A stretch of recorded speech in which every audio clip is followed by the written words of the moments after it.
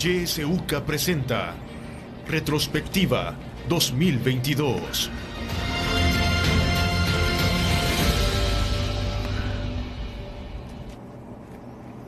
Muy buenos días, gracias por acompañarnos en este espacio Retrospectiva 2022.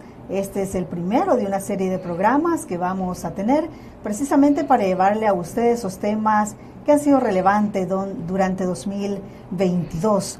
Comenzamos este día hablando sobre cuáles son esos temas que más preocupan en el ámbito económico. Para hablar sobre ese tema está con nosotros Julia Evelyn Martínez, economista de la UCA. Le damos la bienvenida. Muy buenos días, Julia Evelyn. Muchas gracias por la invitación a este primer programa de esta serie, donde para hacer estos balances tan necesarios a finales del año y proyectándonos para el año 2023. Así que muchísimas gracias y un saludo cordial para toda la audiencia. Así, muchísimas gracias. También está con nosotros José Luis Magaña, economista de Panorama Económico. Buenos días. Buenos días, Kenia. Muchas gracias por la invitación. Es un gran abrazo a los amigos, amigas que nos están viendo. Y aquí también un gran gusto estar compartiendo el espacio con la maestra Julia Evelyn. El gusto es mío. Muchísimas gracias. Bueno, vamos a hablar sobre este tema. La idea es que sea un conversatorio entre ustedes economistas, que son expertos en este tema. Cuando hablamos del ámbito económico, pues hay muchas aristas, ¿verdad? Hay muchos temas que abordar. Las encuestas, sin embargo, Julia Evelyn y José Luis, apuntan a que el tema económico es el que más preocupa a los salvadoreños. Por lo menos la última encuesta del Instituto de Opinión Pública de la UCA lo ha mencionado, ¿verdad? El tema económico por hoy es el que más preocupa a las familias salvadoreñas. Comencemos hablando entonces sobre este tema y quizás de todo esto quisiera enfocarme en primer lugar en el tema de la economía familiar. En este ámbito de la economía familiar, ¿cuál consideran ustedes que son esos impactos que han tenido las familias salvadoreñas? Hablemos sobre eso.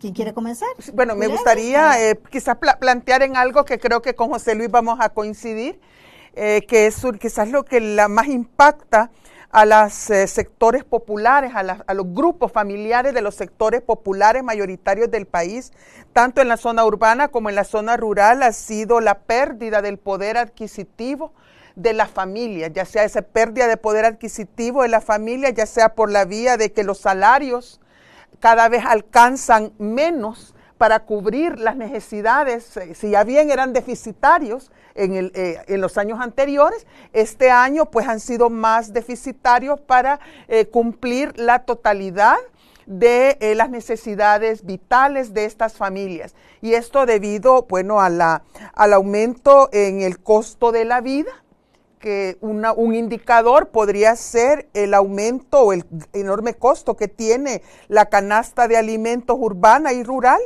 Yo estaba revisando unos datos que hasta octubre de este año la canasta urbana de alimentos ascendió a $239.87 y la rural a $183.36.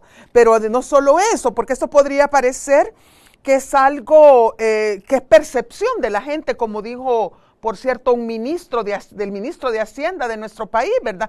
Que el tema del alto costo de la vida, de la inflación, es un tema psicológico, que es un tema de percepciones. Pues yo lamento decirles a los que creen que así es la cosa, que la última encuesta del Banco Central de Reserva sobre la situación financiera de las familias, estoy hablando de una encuesta que se ha dado a conocer el 30 de noviembre recién pasado. Estuvo presente el presidente del Banco Central de Reserva en la presentación de estos datos del Banco Central de Reserva, y según esto dice que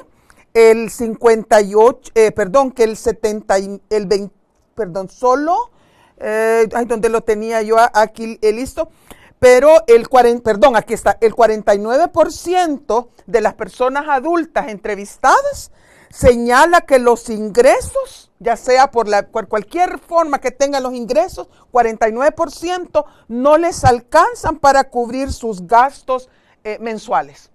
Es decir, ya sea desde que lo que nos dice la DIGESI, de lo que nos dice el Banco Central de Reserva o lo que nos dice la práctica cotidiana de las familias en nuestro país, realmente estamos frente a una crisis de sostenibilidad de la vida en los sectores mayoritarios, en las familias de nuestro país, que se manifiesta en esa pérdida del poder adquisitivo, ya sea de los salarios o de los ingresos, e incluso hasta el poder adquisitivo de las remesas. Y cuando habla Julia Evelyn de ese porcentaje de, bueno, casi el 50% de las personas que no les alcanza el salario para cubrir sus gastos mensuales, ¿a qué recurren las personas, José Luis, cuando sucede esta situación y que afecta la economía de las familias directamente? Creo que hay una cosa bien interesante en lo que ha dicho Julia Evelyn para enlazar esto, y es que ya nos daban algunos datos sobre cómo ha venido evolucionando la canasta básica alimentaria urbana y rural. Pero ahí todavía hay que hacerle un poquito más de suma a eso, porque la canasta básica alimentaria, la que se calcula, también se calcula en base a una canasta bien restringida de alimentos. ¿Sí? O sea, estamos hablando que ya... cubre las necesidades de alimentación. Porque estamos hablando de 2 onzas de carne, estamos hablando de media taza de arroz, media taza de frijoles, un pan francés, 2 pan franceses, un huevo, que de hecho si es un huevo grande ya se pasa de lo que mide la canasta. Entonces, cuando vemos estas realidades, ¿no?, donde esa canasta limitada, o sea, que ya es limitada, está incrementando de precios. Y nos vamos a dar estadísticas, por ejemplo, de la encuesta de hogares para propósitos múltiples, donde dice que para 2021, 151,000 hogares no alcanzaban ni siquiera esa restringida canasta básica alimentaria. ¿Sí? Es a lo que la Digéstica, ahora ONEC, el Banco Central, le llama la pobreza extrema, ¿sí?, que no alcanza a cubrir ni siquiera una canasta básica alimentaria. Entonces, con todo y que es restringida esa canasta, 151,000 hogares en el 2021, ni siquiera esa canasta se logra alcanzar. Entonces, ¿qué mecanismos recurren los hogares? Muchas veces, cuando los ingresos no están alcanzando, se termina, como vemos, disminuyendo las cantidades de la alimentación. Otra vez, utilizando datos de la encuesta de hogares para propósitos múltiples, resulta bien interesante que si uno hace la comparación entre los ingresos que se tienen y los gastos realizados para el hogar, las mujeres están dedicando el 119% de sus ingresos hacia alimentación y servicios del hogar.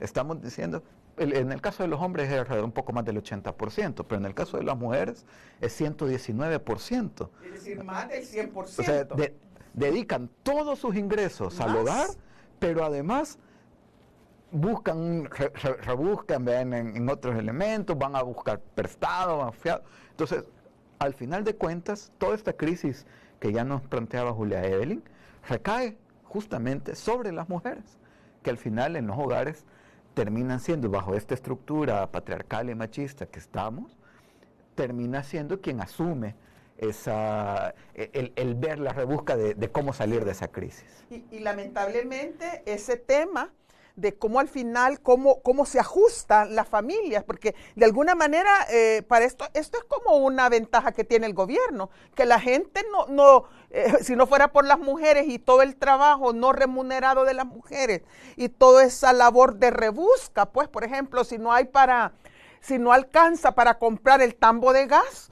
o para pagar la factura de la luz, ¿qué hacen las mujeres? Ir a buscar leña, o donde sea buscar leña y cocinar con leña. Si no hay para pagar el recibo del agua, bueno, que no ni cae el agua, pero no hay para pagar el recibo del agua, ¿a dónde van las mujeres? Al río a lavar la ropa. Y es decir, y así se van, así no alcanza para que toda la familia coma, pues las mujeres le ponen comida a la mesa, pero ellas dejan de comer, ¿verdad? Y cuando les preguntan sus hijos, hija, mamá, ¿no vas a comer? Ay, no, le dice, es que hoy no tengo hambre, es que me siento empachada, dice. ¿Qué es? Es decir, todas esas son las estrategias de sobrevivencia, ¿verdad? Que ante la ausencia de políticas públicas de protección del ingreso, de protección de los salarios, ¿verdad? Y de realmente de políticas orientadas a sostener la vida de la familia en esta crisis, sobre todo del alza en el costo de la vida, pues las mujeres son las que asumen pues esa labor de contención, esa labor de detener, de sostener la vida en esas crisis. Y aquí quien sale ganando no es la familia, sino que quien sale ganando es el gobierno. ¿Por qué? El gobierno, el Estado, porque cuando pasan las encuestas, al final la gente termina calificando bien al gobierno, pues, y a las mujeres no reconociendo que si no fuera por las mujeres, toda esta sostenibilidad de la vida no sería posible. Hay un mito muy generalizado que dicen que es que no, las familias están, digamos, recurriendo al endeudamiento, a endeudarse. Pero fíjese que de acuerdo a la encuesta del Banco Central de Reserva sobre la situación financiera y el acceso a los productos financieros, en estos últimos 12 meses del año 2022, o sea, los últimos 2 del 2021 y los que llevamos de los 10 del 2022, solamente el 11% de la población tuvo acceso a un crédito.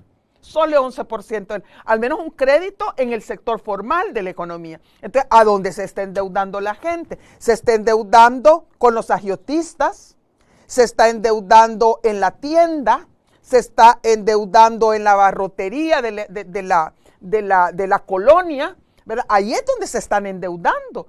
Y entonces, y esto a su vez está haciendo que la situación, digamos, de las familias es tan frágil económicamente y que no solamente están sobreendeudadas con mecanismos, digamos, informales, en algunos casos abusivos de endeudamiento, sino que también no están preparadas para una eventualidad que pueda surgir en la vida, como por ejemplo si tienen una muerte de un familiar, una enfermedad, alguna situación imprevista, porque también de acuerdo al Banco Central de Reserva, miren lo que dice, que el 58.8%, es decir, casi el 60% de las personas o de las familias no tienen capacidad financiera para financiar un gasto imprevisto.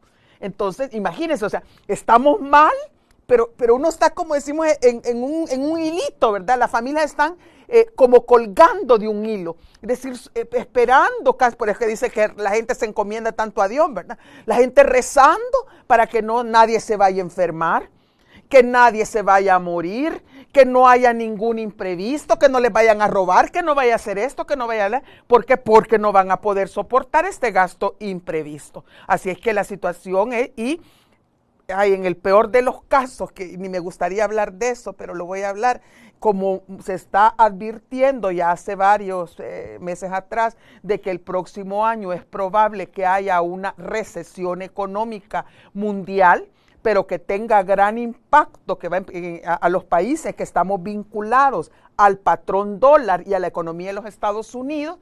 Si es que se viene esa crisis económica el próximo año, pues esta situación va a ser un imprevisto para las familias y las cuales no van a tener capacidad de enfrentar esas emergencias. Claro, esto vendría a afectar mucho más ya la situación. Que ya está deteriorada, ¿verdad? Pero uno dice, no, pues ya no puede venir. Claro. Pero mire, es que, estamos en El Salvador y aquí puede pasar cualquier cosa. Sí, bueno, y a partir de todos estos efectos que ya nos menciona Julia Evelyn y también mencionaba usted, José Luis, bueno, el 49% que no alcanzan, ¿verdad?, a cubrir esos gastos mensuales, estos 151,000 hogares que se mencionaban, ¿verdad?, que pues tienen que buscar alternativas. Ante esto, José Luis, el gobierno, pues, en su narrativa habla mucho de que ve por el pueblo salvadoreño. Son tantas las familias que están en esta situación. ¿Qué opina usted de estas medidas o mecanismos, si es que se han tomado o no se han tomado de parte del gobierno para ayudar a estas familias que están enfrentando esta situación, que tienen estos impactos y que podrían ser mayor a partir del escenario que se vislumbra para el próximo año también? Sí, en este contexto han habido varios anuncios de parte del gobierno, pero de anuncios no come la gente, ¿no? Los anuncios no llevan frijolitos a la casa.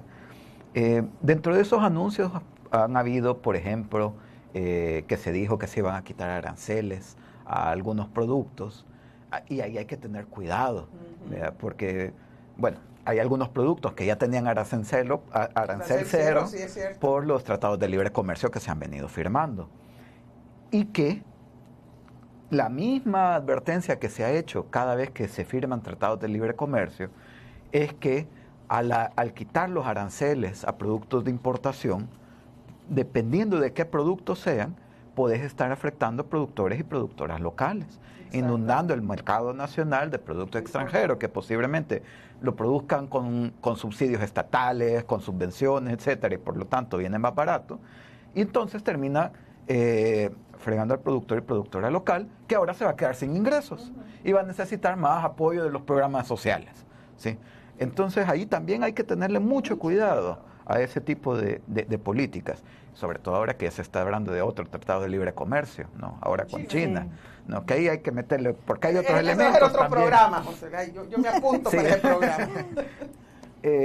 Luego hay otras cosas que ya se venían haciendo, ¿no? O que solo son medidas administrativas, como lo que se decía de que la que la Defensoría del Consumidor iba a estar más pendiente de estar haciendo revisiones de precios, etcétera. Sí, es algo que ya periódicamente se venían haciendo. Y que al final de cuentas, si uno va a ver estas medidas y las compara con datos, pues parece que tampoco es que hayan hecho tanto efecto. A octubre de 2022, que es el último dato disponible, el precio de los alimentos y bebidas no alcohólicas ha aumentado 12.8%.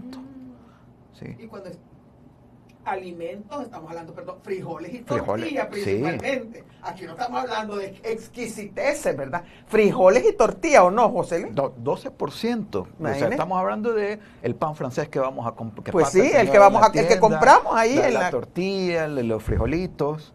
¿Eso qué quiere decir? Vea que si antes yo iba al mercado con $100 o con $10, ahora lo que compraba con esos $10 ya no me alcanza.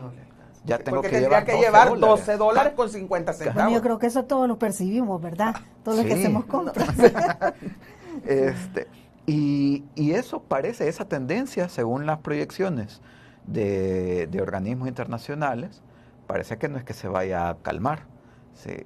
Lo que dicen es que posiblemente los precios dejen de subir tan rápido como han venido subiendo. Como que el incremento de los precios se estabilice, ¿verdad? Que no sea una subida tan abrupta, ¿verdad? Así como en una escalera, con escalones tan prolongados, sino que empieza a tener como un crecimiento, como una curva, ¿verdad? Pero los precios van a seguir incrementando.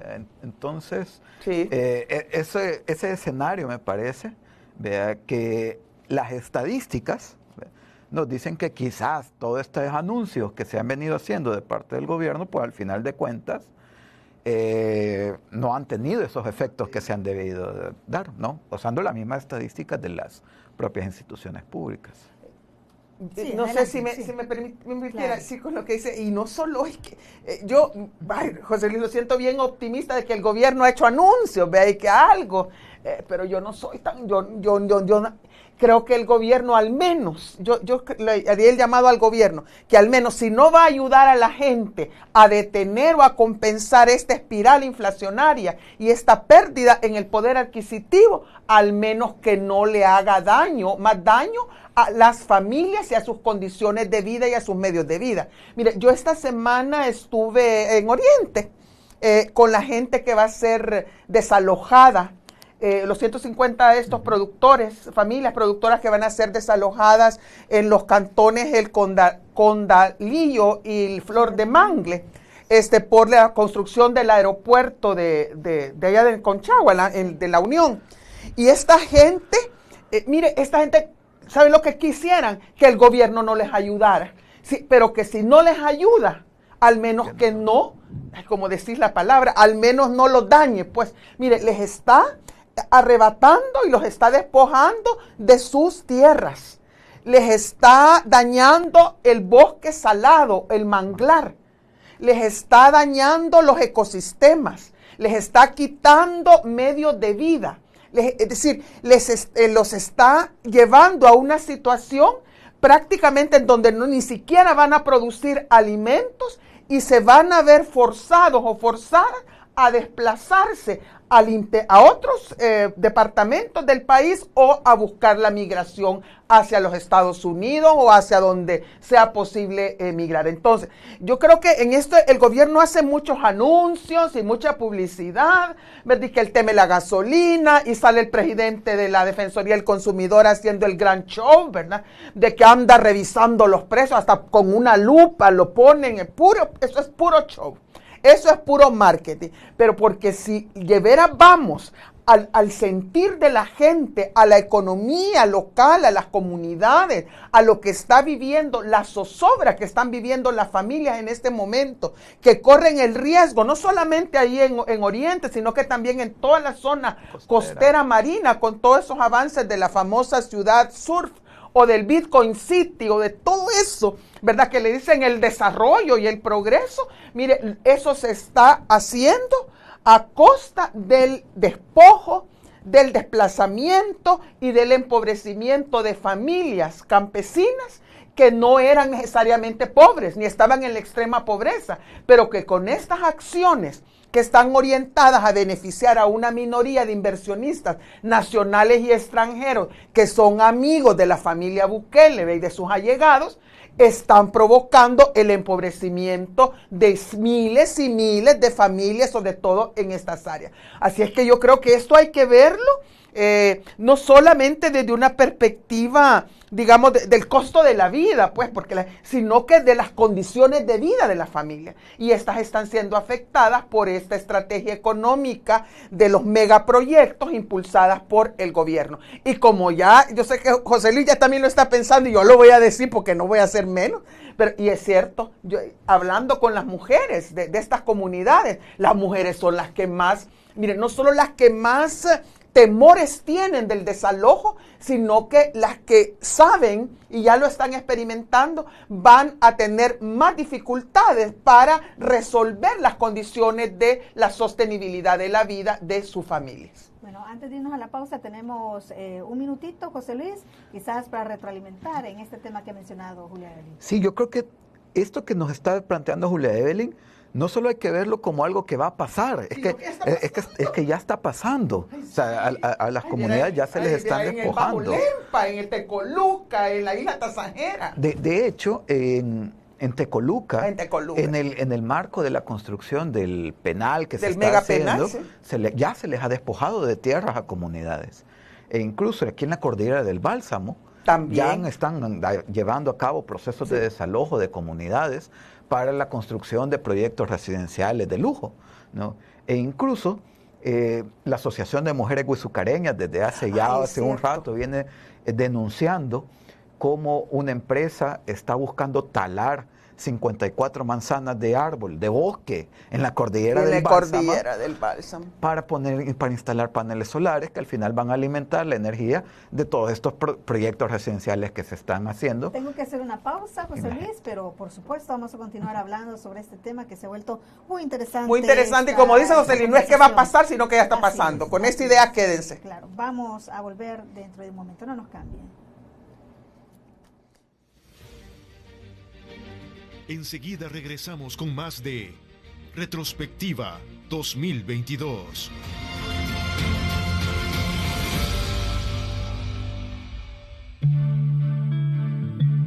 Radio YSUCA te acompaña en todo momento.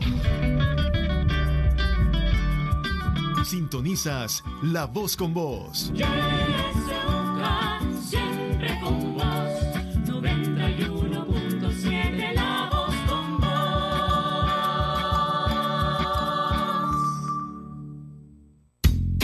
A nadie le gusta que lo engañen. Por eso, Revista Gato Encerrado, con el apoyo de Google, creó para vos el primer chatbot verificador de noticias en Centroamérica.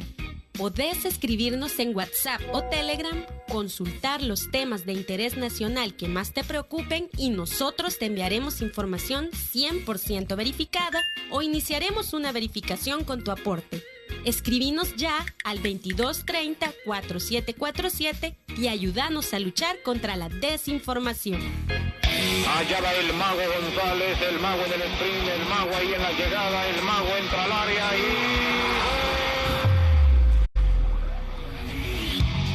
Toda la información deportiva, nacional e internacional, la encuentras en 91.7 Deportes. Noticias, efemérides, entrevistas y más, solo por 91.7 Deportes. Todos los lunes, miércoles y viernes a las 11:30 de la mañana. 91.7 Deportes, aquí por Radio YSUCA. Hora 10. Que la realidad tome la palabra a través de la ciudadanía activa. Sí, nos escucharon, pero solo con ustedes tenemos otra pasarela que la van a hacer inclusiva porque ahí pasan los niños. Hay que empezar resolviendo los problemas básicos de las mayorías populares. Estamos preocupados porque ya son 2 días que nos han quitado el agua por completo. Yo llevaba mi papá súper grave, lo llevaba con vómito, con diarrea. Nos dieron las 10 de la noche y nada. Hora 10. De lunes a viernes a partir de las 10 de la mañana. Sintoniza Radio YSUCA en el 91.7 del FM. La voz con vos.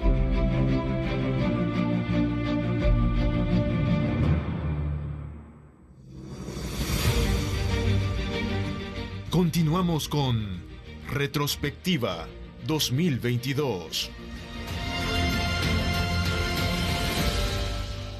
Gracias por continuar en sintonía de este espacio Retrospectiva 2022. Este día estamos hablando acerca de diferentes temas del ámbito económico. Nos acompañan 2 economistas, Julia Evelyn Martínez y también José Luis Magaña. Ya hemos estado conversando sobre este tema, pero también es importante conocer qué opina usted sobre esto. Es momento de que usted pueda participar también con nosotros. Acá vamos a continuar el conversatorio, pero usted puede enviarnos sus mensajes a través de nuestro WhatsApp. También puede dejarnos sus mensajes a través de la transmisión de Facebook Live. Y también, si gusta, mediante llamada directa, puede hacerlo. Usted ya conoce nuestros números telefónicos. Tengo 2 mensajes, José Luis y Julia Evelyn. Voy a dar lectura. Dice uno de ellos, resulta que esa canasta básica es imaginaria porque la inmensa mayoría, si trabaja, solo come 1 o 2 pupusas y los que buscan la vida recogiendo plástico solo hacen un tiempo de comida al día. Otro mensaje, referente al problema económico, al alto precio de todo, no alcanza el dinero. En el caso mío, dice, en el caso mío tengo que usar la tarjeta de crédito y a prestar. Si se tiene alguna persona generosa, dice, el otro problema es que la mayoría está comiéndose las uñas y no tienen dinero.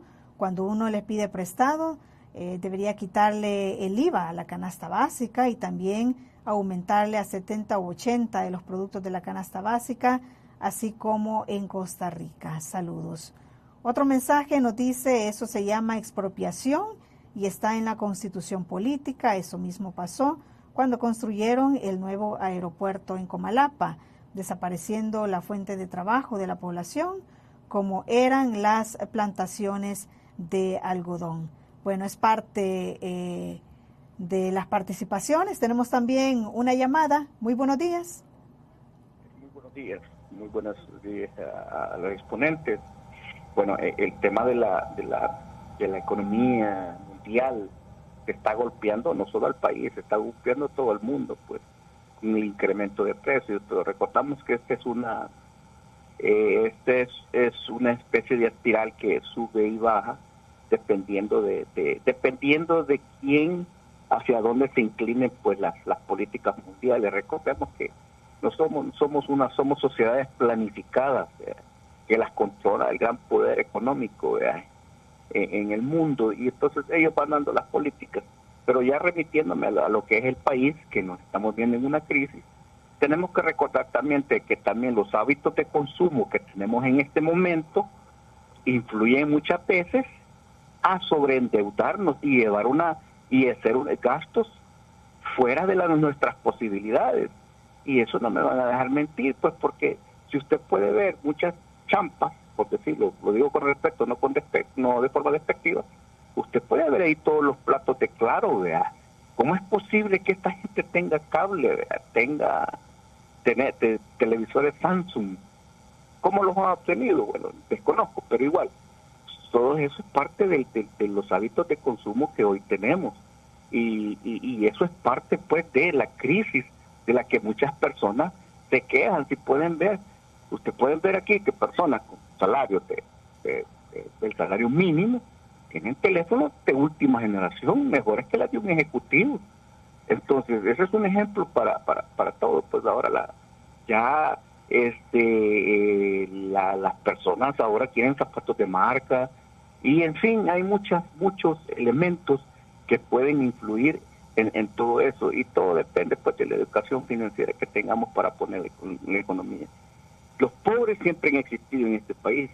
Las clases sociales que dependen de los ingresos de un empleo siempre han existido, en los años 70, en los años 80.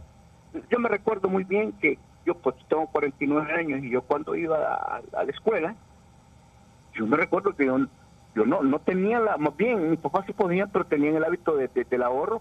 Yo no podía tomar una soda todos los días en aquel tiempo. Ustedes, que más o menos los que tienen mi edad, saben de eso. La gente, como dice ahí. Bueno, muchísimas gracias por su participación. Tenemos también un audio vía WhatsApp. Vamos a escuchar.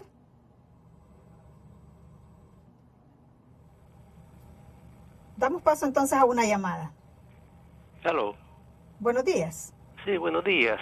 Y bueno, quisiera hacer una pregunta ya a los panelistas, ¿verdad? Que es un tema muy exclusivo de El Salvador. Ellos están hablando del panorama de la canasta básica, pero creo que esto también tiene que ver con nuestro país y con la situación económica.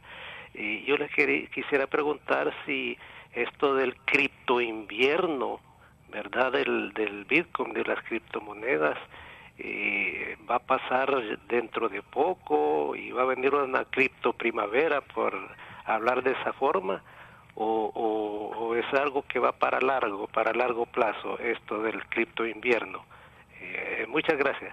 Bueno, muchísimas gracias. Esa llamada está relacionada con otro mensaje que nos envían y dice: ya no se habla de hambruna para 2023. ¿Qué pronóstico hay para El Salvador? ¿Todavía es nuestra salvación el Bitcoin? Y es un tema que también vamos a tocar en este conversatorio. Tenemos otra llamada. Muy buenos días. Buenos días. Me gusta el programa que se está escuchando. Le hablo aquí de San Martín, Proyecto Santa Teresa. Para complementar lo que está haciendo el don va, para ponerle la cereza al pastel, ha puesto a todos los reos que no les lleven paquete, sino que les lleven $170. Póngame, señorita, ¿cómo va a ser toda esta gente tan pobre que no tiene de dónde sacar esos 170 para tantos reos que hay? ¿Por qué el señor Don está haciendo estas crueldades? Porque estas son crueldades las que está cometiendo este maestro. Vean, ningún gobierno bien matado a la gente. Hay una señora que murió cuando le dijeron que iba a dar eso. Póngale, y estos hijos sin madre, esperando quién les lleve las cosas, y esta señora muerta, porque le pidieron $170, y son 2 hijos los que tiene. Con esto me quedo, y ojalá que este señor no vuelva a ganar. Que piense la gente con la mente, vea, porque no tiene que ser ya esto. Y sí, me alegro, y mucha felicidad de los panelistas que tiene, y que Dios los bendiga a ellos y a usted también, señorita. Buen día. Bueno, muy buenos días. Gracias por su participación. Vamos a dejar por un momento acá las participaciones para que podamos hablar sobre lo que ya nos menciona. Yo solamente sí quería decirle al señor que, él tiene 49 años, yo tengo ya más de 60, 63, digamos. Y yo le voy a decir que tengo más tiempo de vivir, no solo en este planeta, sino que en El Salvador. Y si algo he aprendido, no de los libros, sino que he aprendido de la experiencia, es que en El Salvador y en el mundo los pobres no nacen, los pobres se hacen. Es un sistema económico que se llama capitalismo, y sobre todo en esta fase neoliberal, los megaproyectos son parte de ese capitalismo neoliberal. El despojo de los medios de vida de las comunidades es parte también de ese modelo económico neoliberal. Ese es el que crea la pobreza, porque al mismo tiempo que está creando riqueza para algunos, crea pobreza para la mayoría. Así es que la pobreza, señores y señoras, vayan quitándose esa idea que les han enseñado, no sé si en la iglesia o en el templo o donde lo han leído, pero los pobres no nacen, los pobres se fabrican. Y este país y esta economía salvadoreña se está especializando cada vez más en fabricar más y más pobres y cada vez menos ricos. Sí, José Luis. Sí, a ver, la pobreza es un tema estructural. Un tema estructural, no histórico. No es solamente una cuestión de voluntades personales. O de falta de educación financiera. Veamos, usando datos, vean, estos 151,000 hogares que decíamos, que los ingresos no le alcanzan para cubrir la canasta básica alimentaria. No es que los están dedicando para otra cosa. No es que están comprando celulares. Sí, es que no les alcanza. O sea, el total de los ingresos que tienen los hogares no alcanza ni siquiera para esa canasta básica alimentaria, ¿no? Entonces, ahí hay temas estructurales muy profundos que es necesario evaluar, ¿verdad? No solo es un tema de voluntades. Y creo que de los otros temas que mencionaban, hablando de las criptos que se ha estado mencionando, a ver, hay que leer un poco el contexto internacional que está pasando con los mercados de Bitcoin y criptos. Y es que ahorita lo que estamos viendo es que se está destapando todo este montón de castillo de naipes sobre el cual se había venido construyendo. Sí, porque una cosa es la tecnología que sostiene a Bitcoin, que blockchain, un montón de servidores, y eso es una cosa. Eso no es el punto. Sí, pero alrededor de ese punto tecnológico, se habían venido creando un montón de estructuras financieras que no se sostenían por sí solas, ¿no? Y que solo han estado generando y siguen generando, porque no han terminado de caer, un montón de burbujas especulativas. Por ejemplo, lo que está pasando ahorita con una empresa de un señor que lo están investigando y que ahorita ha salido de Estados Unidos en su casa ahí en Bahamas, es que había creado dos empresas, ¿no? Con una empresa lo que hacía era captar dinero de la gente para venderles criptos. Y con otra empresa lo que hacía era captar dinero de inversores para decirles que los iba a invertir en empresas que les iba a generar rentabilidad. Y al final lo que hacía era agarrar el dinero de la gente para comprar criptos y lo metía en la otra empresa. Y del dinero que tenía de la otra empresa que le decía a los inversores, se lo llevaba a la otra empresa. Entonces, cuando le pedían cuentas de una empresa, mandaba el dinero a esa empresa. Y cuando le pedían cuentas de la otra empresa, mandaba el dinero para la otra empresa, ¿no? Y así como funcionó, esa es la plataforma FTX. Que por cierto, este señor creo que es de los grandes de los amigos de la familia Bukele en en todo este boom del Bitcoin en El Salvador, y que fue incluso señalado, ¿verdad?, por el presidente Bukele, esta empresa, como ejemplo de todas las modernización y todas las innovaciones que se pueden lograr a partir del uso de criptomonedas. Pero ahora ya ni lo conocen. Hoy creo que están borrando todos los tweets y todas las fotos las están bajando de internet porque no quieren aparecer con este gran embaucador, sí. Sí, este señor era de los que aparecía a la par del presidente en la foto. Sí, en la foto, si aquí estuvo. En casa presidencial, asesor en términos de la adopción de la ley Bitcoin. Todos, y son los grandes asesores de la bitcoinización.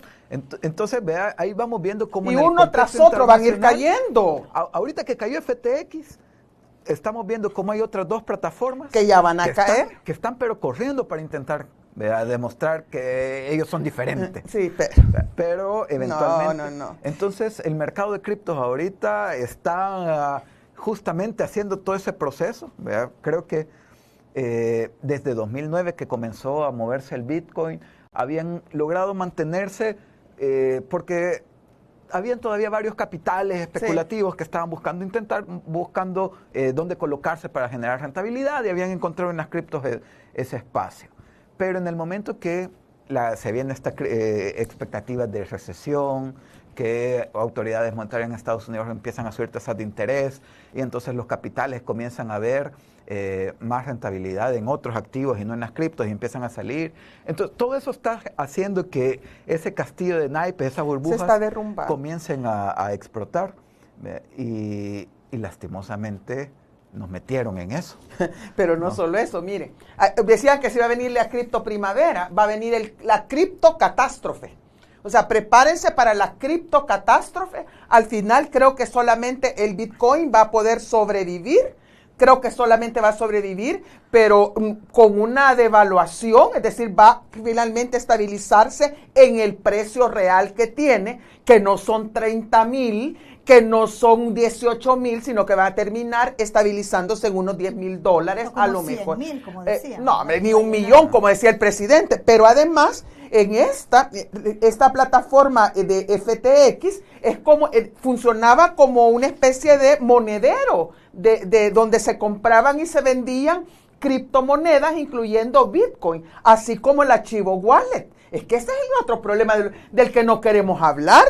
Yo siempre digo, como dicen los gringos, es el elefante en la sala, ¿verdad? Ahí está el archivo wallet. Mire que aquí como no se tiene, la información está reservada, nosotros no tenemos acceso a esa información, pero empresas que están siendo cuestionadas en los Estados Unidos y que participaron en la creación del archivo wallet, allá en Estados Unidos están declarando ante los jurados federales, ante los jueces federales, están declarando y están descubriendo cosas que ni nos imaginábamos que estaban haciendo en Chivo Wallet. Por lo menos 12 millones. Por ejemplo, al menos uno de estas gentes que está declarando en Estados Unidos dice que una vez que se cayó en una de las tantas ocasiones en que la Chivo Wallet se cayó, ¿verdad? Y que la gente no podía sacar su dinero y que no le aparecía el dinero y que no le aparecía esto.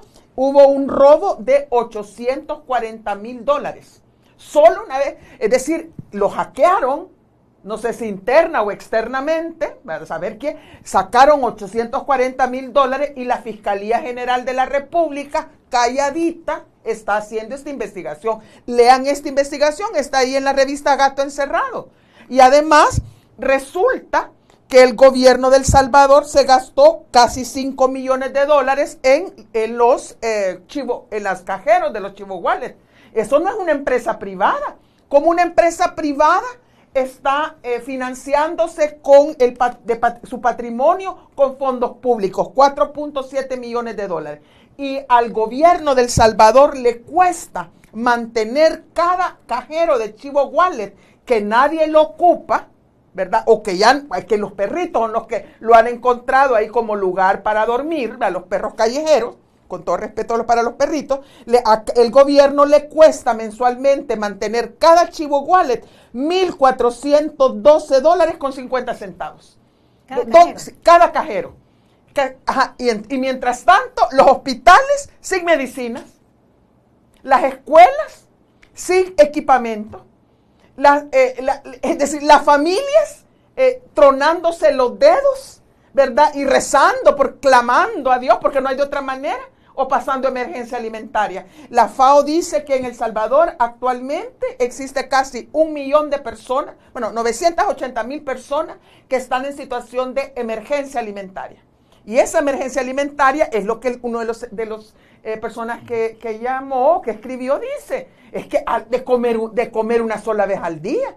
Emergencia alimentaria o estrés alimentario también le llaman, es que puede ser que tengan asegurada la comida de este día, pero no tienen asegurada la comida del siguiente día. Entonces, esa es la realidad. Entonces, ve usted, es como dos mundos. Y muchas veces el problema es que desde un mundo, desde aquí del área metropolitana de San Salvador y de los estilos de consumo que alguna gente que se dice de la clase media tiene, quieren juzgar al resto de familias del país, quieren juzgar a las familias de allá de las que están allá en La Unión, a las que están en Morazán o las que están en Aguachapán. No, señores y señoras, es que tenemos que conocer más nuestro país. Tenemos, como alguien me dice, empolvarnos los zapatos, pues, para ir a las comunidades y comprender realmente las dinámicas y las penurias que esa gente está pasando. A mí me dicen, ¿y usted por qué está tan enojada? Porque estoy furiosa. Yo realmente estoy indignada. ¿Cómo no me voy a indignar? Que mientras los gobiernos y alguna gente los seguidores del presidente Bukele aquí quieren convencer a la gente que aquí todo está bien y vamos para mejor, la realidad nos estalla en plena cara y nos dice que la gente se está empobreciendo. Y eso que estamos hablando, que estamos hablando de la gente que están desalojando de sus territorios y de sus medios de vida en las zonas rurales, pero también en las zonas urbanas. Mire, todos los vendedores, más de 3,000 vendedores y vendedoras por cuenta propia han sido desalojados durante el presente año en el Centro Histórico San Salvador. Y ya el alcalde de San Salvador ya anunció que va a desalojar a todos los vendedores y vendedoras del área del donde está El Salvador del Mundo, del Centro Comercial La Campana. Y que todo esto, y mire, y están desapareciendo los negocios de las micro y pequeñas empresas en el centro de El Salvador, y están llegando las cadenas transnacionales como por ejemplo Starbucks. Y la gente aplaudiendo de que, ay, ahora Starbucks, que un café cuesta, ¿cuánto? $5. Lo que le cuesta a una gente, lo que podría alimentar a una familia durante un día. Es decir, este es un país de injusticias, de contradicciones, pero sobre todo la gente quiere que la realidad, queremos muchas veces que la realidad se ajuste a nuestra ideología, y eso no es posible. La realidad en El Salvador va mal y irá peor, y necesitamos despertar ante estas injusticias. Y justamente eso es lo que se cuestiona, José Luis, mientras la familia vive en todos estos impactos y todas estas necesidades, carencias, y como dice Julia Evelyn, pidiéndole a Dios, ¿verdad?, poder comer al siguiente día. El gobierno está haciendo ese tipo de inversiones, el Bitcoin, la Chihuahua, bueno, y todos esos temas que hemos mencionado. Si nos vamos, a mí me parece siempre bien importante que para evaluar un gobierno podamos ver cómo se usan los presupuestos públicos. Sí, porque ahí es donde de verdad podemos verle las prioridades que tienen los gobiernos. Porque un gobierno puede decir, o un funcionario público puede decir que la prioridad es la educación, la prioridad es la salud, la prioridad es tal, pero si no se le ponen, si no se le dedican recursos a eso, pues va a ser muy difícil que eso de verdad ocurra. Y si nos vamos a ver los presupuestos públicos, por ejemplo, de este año hasta octubre de 2022, que es el último dato disponible, se le habían recortado $86 millones a la atención a la educación básica, y se le han recortado $49 millones a los hospitales nacionales. Se le habían recortado $6 millones al programa de paquetes escolares, ¿no? Entonces ahí ya vemos dónde están las prioridades, ¿sí? De dónde se está quitando dinero. O sea que al inicio les ponen fondos, pero en el transcurso de la ejecución le van recortando. E incluso para el presupuesto 2023 pasa algo bien interesante que tiene que ver con el tema de abastecimiento alimentario. El gobierno ya desde hace bastante tiempo, los gobiernos han venido implementando este programa de entrega de paquetes agrícolas, de semillas e insumos agrícolas. Hay mucho que decir alrededor de eso, pero digamos que a productores y productoras locales es un apoyo, ¿no? Este año, 2022, se le habían presupuestado $19 millones a ese programa. Esos $19 millones no alcanzan para todo el paquete, para toda la cobertura del paquete agrícola. Y se le han tenido que incorporar este año otros $43 millones adicionales. ¿Eso qué significó? Significó que el gobierno ha tenido que ir a buscar dinero de otro lado, para financiar esa otra compra de paquetes y terminar el programa, y en lo que andaba haciendo eso el gobierno, se retrasó la entrega de paquetes. Y los productores y productoras locales tienen sus fechas de cuándo hay que producir, porque si no se les caen las lluvias, porque si no viene la sequía. Pues sí. Entonces, hubo todo ese retraso en términos de... Y para el 2023, si vamos a ver otra vez el presupuesto, otra vez lo que se le ha presupuestado son otros $19 millones. Otra vez un monto que ya sabemos que no alcanza y que el gobierno ya sabe que no le va a alcanzar, y que por lo tanto va a volver a tener que ir a buscar dinero de otro lado, y que eso posiblemente sea otra vez que se retrase la entrega de paquetes, y por lo tanto que otra vez se retrase la siembra de los productores y productoras locales. Y por ejemplo, hace unas semanas estuvimos en Nahuizalco y nos decían, mira, si por el retraso de la entrega de paquetes, tuvimos que sembrar tarde y nos cayeron estas últimas lluvias que nos terminaron fregando la cosecha. Como el 30-40% de la cosecha se perdió porque les cayó esa lluvia que ya no les tenía que haber caído si se hubiera sembrado cuando ellos y ellas la tenían planificada. Entonces, otra vez, estos retrasos y estas improvisaciones en términos presupuestarios, que podría parecer como algo bien abstracto, bien lejano. Sí, la gente cree que son cosas que no entienden, no tienen que ver con nosotros. Pero al final se refleja ahí, se refleja en la capacidad de proveer alimentos, en los campesinos, en las campesinas, ¿verdad? Y en los mercados al final. Y si se pierden esas cosechas, pues, ¿qué va a pasar? Vamos a terminar pagando más por los alimentos. Sí, bueno, nos quedan ya 2 Yo solo minutitos agrego una nada cosa, más. en el presupuesto 2023 se le ha recortado los fondos presupuestarios a 13 hospitales por un monto de casi $5 millones. Y entonces uno dice, ¿y para dónde van esos recortes? A los hospitales públicos, a 13 de los 33 hospitales públicos. ¿Y para dónde va? Para la partida de comunicaciones de la Presidencia de la República, para que convencer a la gente de que la realidad no es así, que ellos tienen, que la realidad es otra. Entonces yo creo que eso, por eso, como dice José Luis, lo importante es estar al tanto de lo que está sucediendo con las discusiones del presupuesto general de la nación. Así es, ya no tuvimos oportunidad de poder leer otros mensajes.